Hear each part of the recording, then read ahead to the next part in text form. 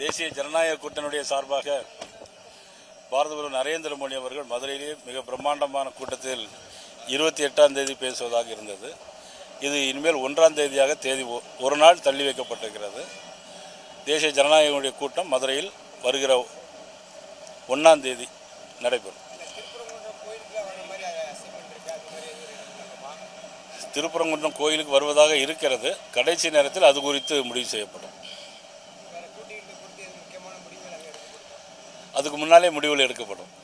தேசிய ஜனநாயக கூட்டணியுடைய சார்பாக பாரத பிரதமர் நரேந்திர மோடி அவர்கள் மதுரையிலே மிக பிரம்மாண்டமான கூட்டத்தில் 28ஆம் தேதி பேசுவதாக இருந்தது.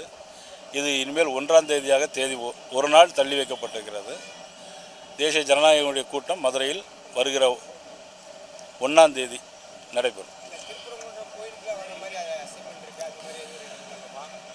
திருப்பரங்குன்றம் கோயிலுக்கு வருவதாக இருக்கிறது. கடைசி நேரத்தில் அது குறித்து முடிவு செய்யப்படும்.